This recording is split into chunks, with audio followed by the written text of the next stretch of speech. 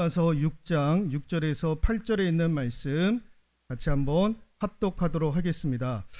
내가 무엇을 가지고 여호와 앞에 나아가며 높으신 하나님께 경배할까? 내가 번제물로 일련된 송아지를 가지고 그 앞에 나아갈까? 여호와께서 천천의 순양이나 만만의 강물 같은 기름을 기뻐하실까? 내 허물을 위하여 내 맏아들을 내 영혼의 죄로 말미암아 내 몸의 열매를 드릴까? 사람아, 주께서 선한 것이 무엇임을 내게 보이셨나니 여호와께서 내게 구하시는 것은 오직 정의를 행하며 인자를 사랑하며 겸손하게 내 하나님과 함께 행하는 것이 아니냐. 아멘.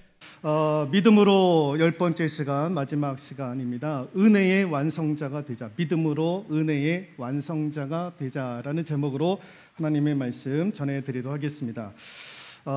한국교회가 위기에 빠졌다고 그러지 않습니까? 그래서 수많은 비판과 비난을 듣고 있습니다. 귀가 따갑도록 그런 얘기를 우리가 지금 듣고 있지 않습니까? 왜 그렇게 되었을까? 여러 가지 이유가 있겠지만은 그 중에 하나가 은혜와 관련된 곳에도 우리가 무슨 문제가 있지 않느냐라는 그런 생각을 좀 개인적으로 해보게 됩니다. 많은 원인이 있겠지만 그 중에 하나가 은혜. 예를 들면 은혜 받았다고 하는데 주일 성수하지 않는 거예요. 은혜 받았다고 하는데 부모를, 자녀를 학대를 하는 거예요. 은혜를 받았다고 하는데 바람을 피우는 거예요. 은혜 받았다고 하는데 음란한 생활을 하는 거예요. 은혜 받았다고 하는데 거짓 속이는 일들을 하는 거예요. 은혜 받았다고 하는데 예배 때 은혜 받았다고 하는데 나가면 세상 사람들과 똑같아지는, 그 은혜 받았으면 은혜 받은 것이 내 삶 가운데 결과로 드러나야 되는데 그렇지 못하는 일들이 있다라는 것입니다.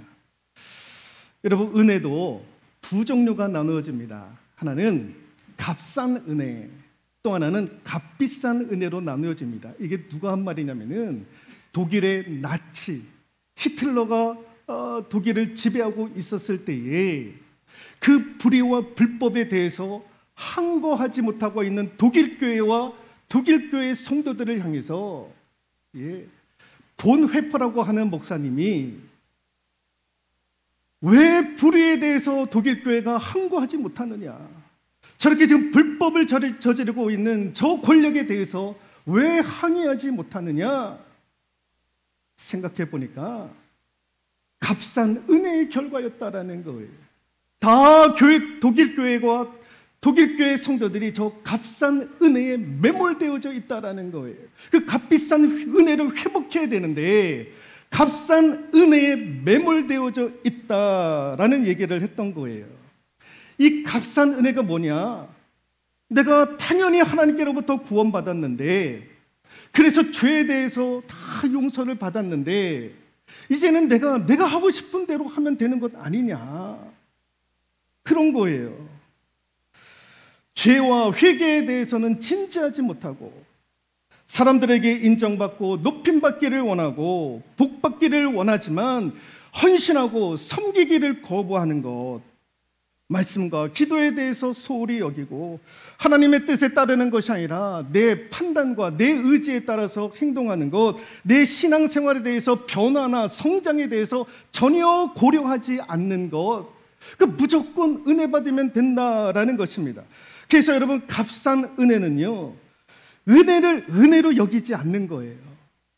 당연히 받아야 될 것으로 생각을 하는 거예요. 하나님은 나에게 당연히 건강 주셔야 되죠. 그러니까 어느 날 갑자기 질병이 오게 되면 왜 하나님 나한테 질병을 주시냐고 이렇게 하나님 앞에 원망하는 거예요. 그 하나님은 당연히 우리에게 건강을 주셔야 되고, 우리 하나님은 당연히 나에게 물질의 축복을 해줘야 되고, 하나님은 당연히 우리에게 형통케 해주는 복을 주셔야 된다는 거예요. 왜 하나님은 그것만 주셔야 됩니까? 때로는 우리에게 고난도 주시고 때로는 우리에게 질병도 주시는 분이 하나님이신 거예요. 근데 우리는 당연히 건강의 복도 받아야 되고 물질의 복도 받아야 되고 형통의 복도 받아야 된다는 거예요. 이 값싼 은혜인 거예요. 여러분, 값비싼 은혜는 무엇이냐? 은혜를 은혜로 여기는 거예요.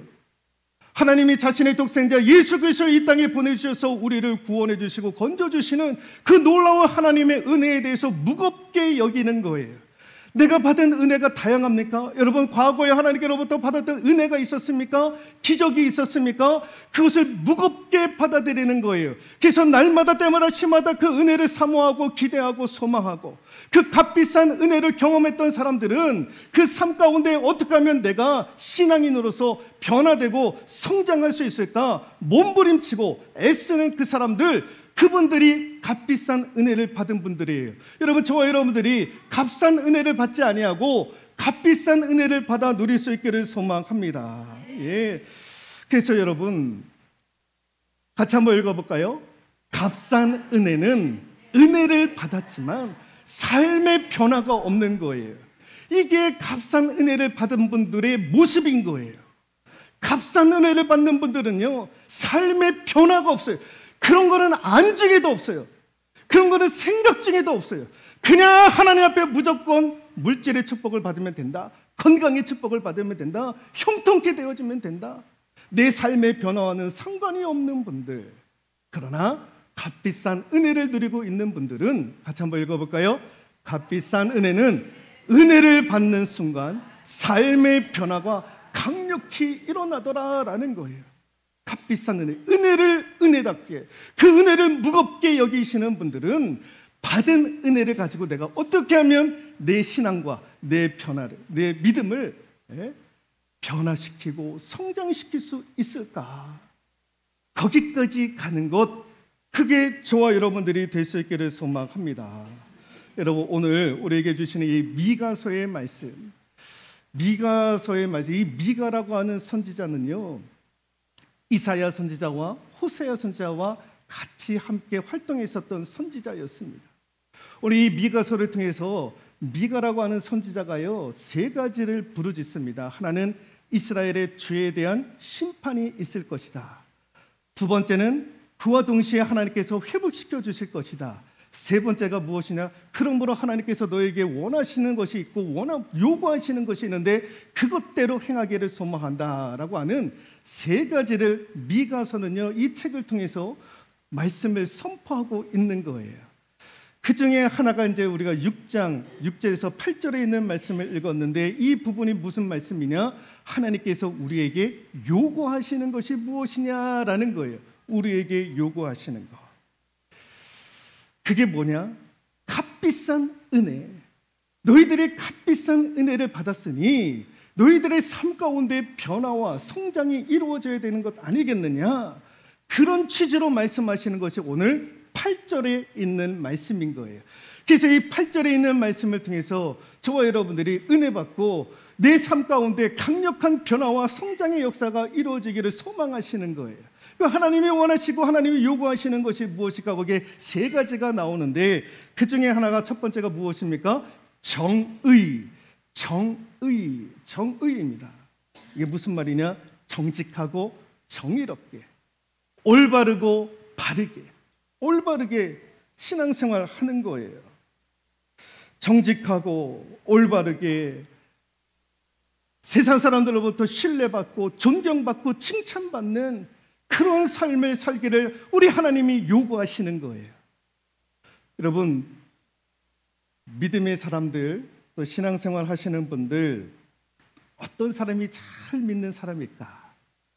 주의 성수 잘하시는 분, 기도를 기가 막히게 잘하시는 분, 찬양을 열정적으로 잘하시는 분, 교회를 열심히 섬기시는 분, 헌금 생활을요 힘에 다하도록 하시는 분, 여러분, 이런 분들이 잘 믿는 분이실까요?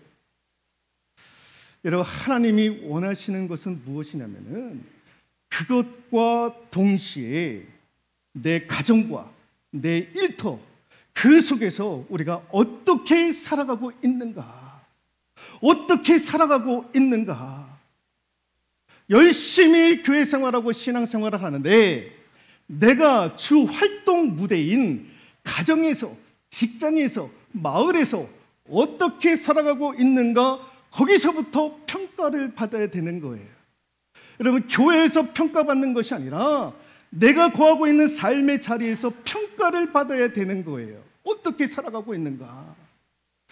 그래서 여러분, 남이 우리를 볼 때에 정말 신뢰할 만하고 정말 칭찬할 만하고 정말 존경할 만하다, 그러면 그 사람은 잘 믿는 사람이 되는 거예요.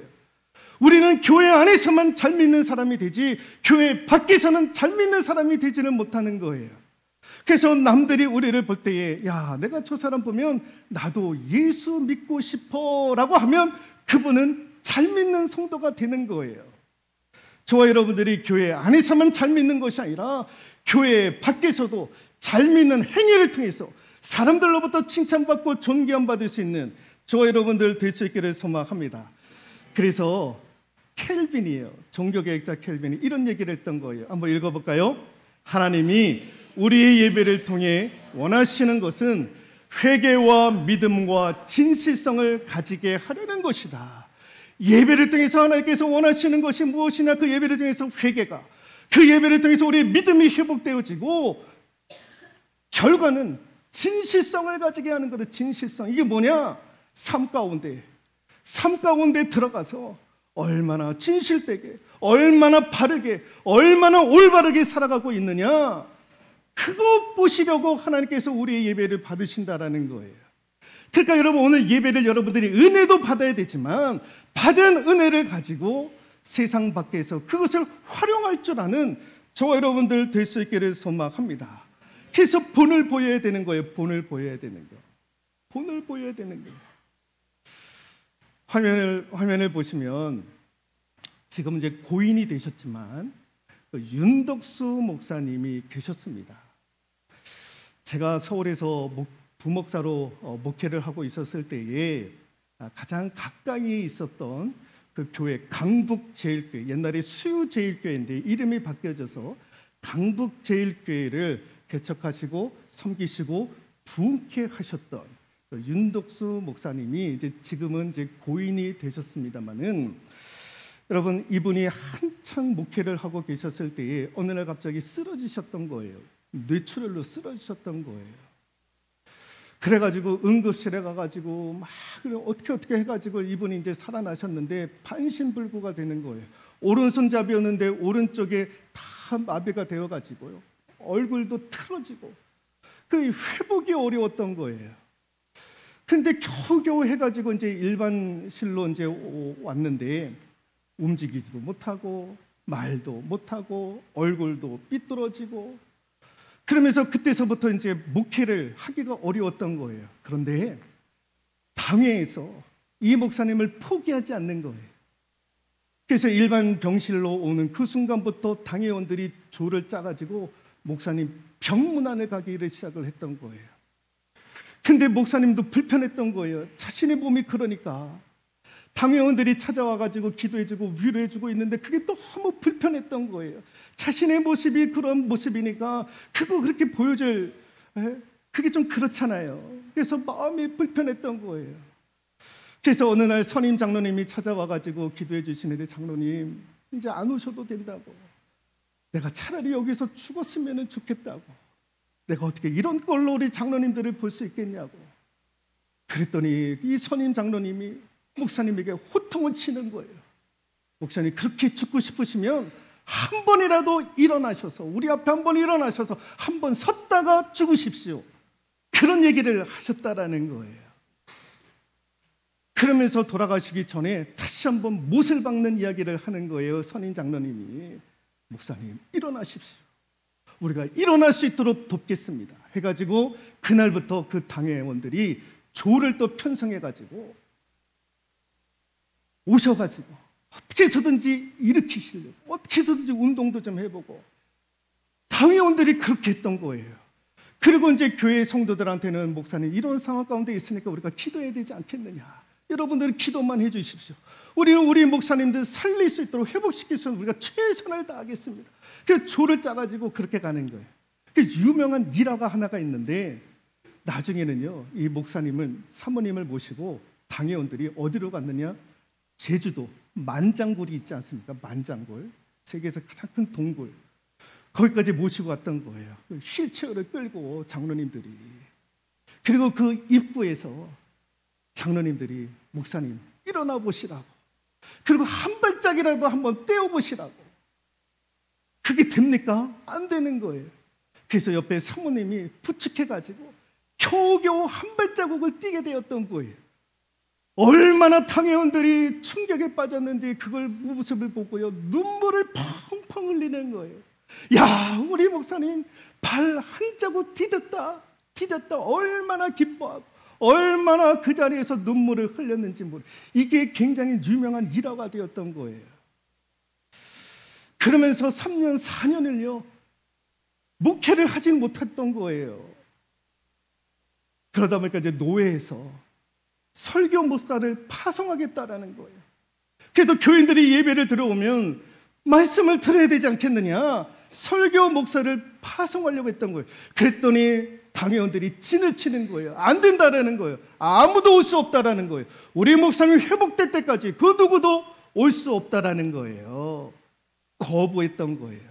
우리 목사님 일어날 것이다. 우리가 반드시 일어나게 할 것이다.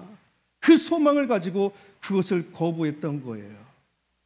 그리고 4년 만에 겨우겨우 해가지고 입이 떨어지기 시작을 했던 거예요, 목사님이. 그래서 겨우겨우 힘든 몸을 가지고 설교를 했는데 알아들을 수가 없는 거예요. 성도들이 알아들을 수 없는데 그것 자체로 성도들이 은혜 받는 거예요. 은혜 받는 거. 그 몸을 가지고 목사님이 단에 올라오셔가지고 들리지도 않는 말씀인데 그 모습을 보고 은혜 받기 시작을 했던 거예요. 은혜 받기 시작을 했던 거. 그런데 이 목사님이 이게 입이 풀려지지 않고 기억도 안 나고 성경을 읽다가 태초에 하나님이 천지를 창조하셨다고 하는데, 야, 이 태초가 무슨 뜻이냐, 태초가. 이게 기억이 안 나는 거예요. 기억이 안 나는 거. 뇌출혈 때문에 기억하는 것도 다 잊어버렸던 거예요. 그 태초라고 하는 단어도 생각이 나지 않았던 거예요. 그러니까 너무너무 답답했던 거예요. 우리 성도들은 내 모습을 보고 은혜 받지만 목사님은 답답했던 거예요. 그것 때문에 하나님 앞에 기도했는데 어느 날 하나님께서, 야, 너 왜 그렇게 불평을 하느냐? 너 왜 그러냐? 너 그래도 먹을 수 있지 않느냐? 너 그래도 움직일 수 있지 않느냐? 너 그래도 읽을 수 있는 것 아니냐? 그런 음성이 들렸던 거예요. 그 음성을 듣고 이 목사님이 깨지기 시작을 했던 거예요. 아, 내가 있는 것들이 많은데 왜 없는 것 가지고 내가 불평을 했을까? 그리고 그때서부터 말씀을 읽기 시작하는데요, 움직일 수가 없으니까 하루에 2번씩 성경을 일독하기 시작했는데 1년에 25번을 읽는 거예요. 하루에 2번씩 이독을 하면서 1년에 25독을 하게 되었던 거예요. 그러던 어느 날 하나님께서 은혜 주셨는데 갑자기 성경을 읽다가요, 이 뇌에 전기 스파크가 팍팍팍팍 일어나는 느낌을 받았던 거예요. 그랬더니 그 순간부터 입이 풀어지고 생각나지 않았던 것들이 생각나는 일들이 이루어지기 시작을 했던 거예요. 그러면서 이제 온전히 회복이 되어가지고, 그럼에도 불구하고 살아생전에 제가 보니까요, 지팡이 짚고 다녔어요.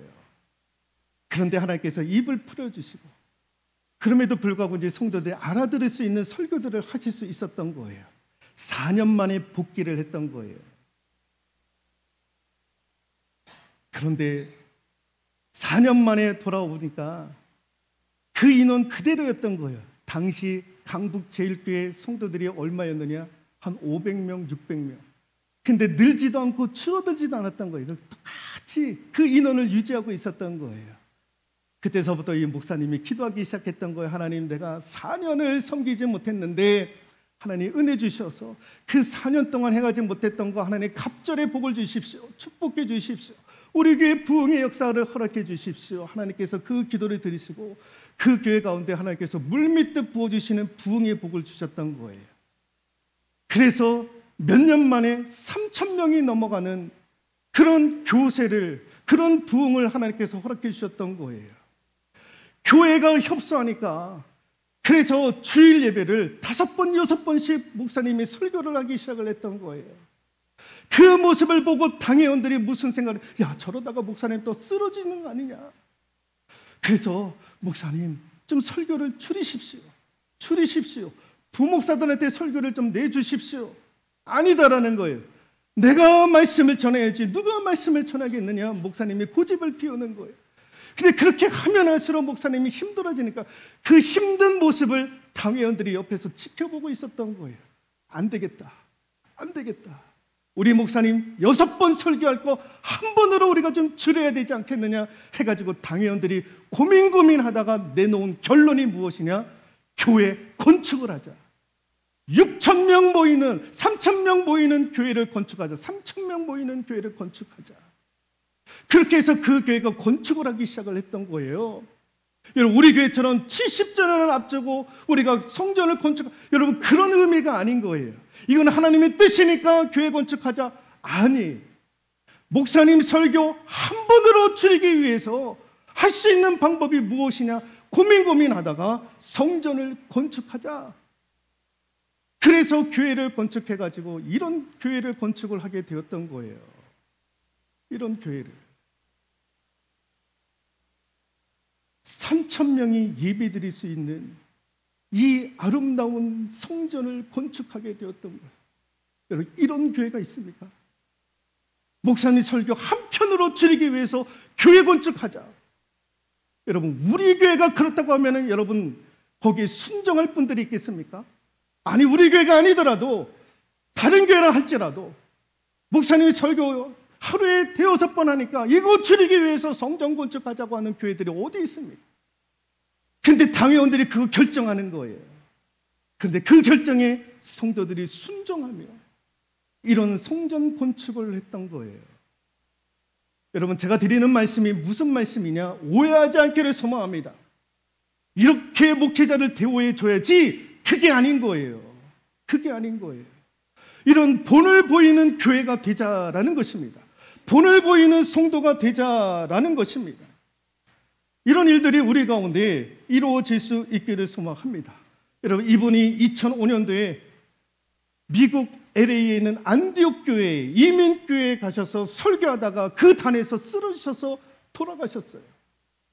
그 전에 이 목사님의 평생의 기도의 제목이 무엇이냐? 하나님, 나 살려주셨으니 내 마지막은 강단에서 설교하다가 하나님 부르심을 받기를 원합니다. 그게 그분의 평생의 기도 제목이었는데 그 기도 제목이 그때 2005년도 LA 안디옥 교회라고 하는 이민교회에서 설교하시다가 하나님의 부르심을 받게 되었던 거예요. 여러분, 이런 이야기가 우리 교회 가운데에도 이루어져야 되는 거예요. 이런 훈훈한 이야기들이 교회 곳곳마다 이루어져야 되는 거예요. 한국교회 곳곳마다 이런 훈훈한 이야기들이 이루어져야 되는 거예요.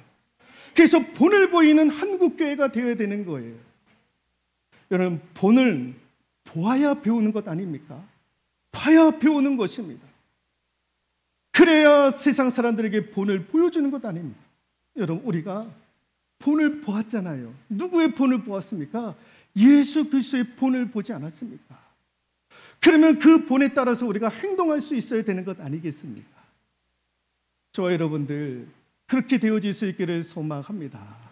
또 하나가 인자를 사랑하라. 인자를 사랑하라. 그 뜻이 무엇이냐? 친절을 사랑하라. 영어로 kindness. 친절을 사랑하라. 친절을 사랑하라. 여러분, 교인들은요, 어딜 가든지 친절해야 되는 거예요. 어딜 가든지 친절해야 돼요. 여러분, 레스토랑 가고 여러분 편의점을 가도 여러분 직원들이 얼마나 친절하게 대하는지 모릅니다. 하물며 성도들은 더 친절해야 되는 거예요. 교회에서도 성도와 성도들 가운데 예를 지키고 친절하고, 가정에서도 부부관계가 친절하고, 부모와 자녀 관계가 친절하고, 교회에서도 주의 종과 성도들이 서로가 친절하고, 당회원들이 성도들과 친절하고, 다 친절을 베풀 줄 알아야 되는 거예요. 그 친절을 사랑할 줄 알아야 되는 거예요. 그래서 성도들은 어딜 가든지 친절할 줄 알아야 되는 거예요. 직장에 가서는 상사 눈치 보고 부하들에게 나쁜 짓 하고 그러면 안 되는 거예요. 항상 친절을 사랑하고 친절할 줄 알고. 또 하나, 세 번째가 무엇입니까? 하나님과 함께 행하라라는 것 아닙니까? 같이 한번 읽어볼까요? 하나님 앞에서 자신의 한계와 부족함을 깨닫고 하나님의 인도와 도우심을 의지하는 것. 예. 여러분, 우리가 그래야 되는 거예요. 늘 하나님 앞에 겸손하여 은혜를 구하고 하나님의 도우심이 아니면 안 된다. 여러분, 이분이 신재원 박사라고 2008년부터 2019년까지 미국에 있는 나사라고 하는 그 항공 우주 연구원 있지 않습니까? 여기에 넘버 3였습니다. 넘버 3. 연구원을 총괄하는 본부장이었던 거예요. 한국인 최초로, 아시아인 최초로 그 나사의 넘버 3의 그 위치까지 올라가게 되었던 거예요. 이분이 크리스찬이에요. 이분이 하나님 앞에 늘 이렇게 고백을 했다라는 거예요. 하나님, 저를 땅에 납작 엎드리게 하셔서 하나님이 원하시는 대로 사용해 주십시오 라는 기도를 항상 하나님 앞에 올려드렸다라는 거예요. 하나님, 내가 할 수 있는 거 아무것도 없습니다. 나는 하나님의 도우심을 받아야 됩니다. 은혜 받아야 됩니다. 하나님의 능력을 받아야 되고 지혜를 받아야 됩니다. 항상 그랬다라는 거예요. 그랬더니 하나님께서 이를 높여주시는 거예요. 그래서 아시아인 최초로 나사의 넘버 3까지 위치에 올라갔던 신재원 박사였다라는 것입니다. 여러분, 저와 여러분들이 이렇게 하나님 앞에 납작 엎드리고 은혜 받고 도우심을 받기를 소망합니다. 말씀을 마무리하도록 하겠습니다. 같이 한번 읽어볼까요? 은혜의 시작은 예배, 기도, 찬소, 말씀을 읽고 듣고 묵상하는 중에 오지만 은혜의 완성은 삶으로 나타나야 합니다. 은혜의 시작은요, 내가 예배드리다가 말씀을 듣다가 기도하다가 찬송하다가 교회 섬기고 헌신하다가 이렇게 오는 것이 은혜인 거예요. 그래서 은혜는 감정적으로 우리에게 오는 거예요. 그러나 은혜의 완성은요, 우리 삶 가운데에서 이루어져야 되는 거예요. 교회에서의 모든 그런 것들이 내 삶 가운데 드러나야 되는 거예요. 올바르고 정의롭게 친절하게 이런 일들이 우리 삶 가운데, 그래서 믿지 않는 자들이 우리를 보고 하나님을 볼 수 있도록, 야, 나도 당신처럼 그렇게 한번 살고 싶습니다 고백되어지는 일들이 언제 이루어지느냐? 은혜의 완성이 이루어질 때에, 삶의 자리에서 하나님의 뜻이 이루어질 때에, 하나님의 모습이 우리 가운데 들어질 때에 나타나게 될 줄로 믿습니다. 은혜의 완성자가 되어지는 우리 모두가 될 수 있기를 주님의 이름으로 축원드리도록 하겠습니다.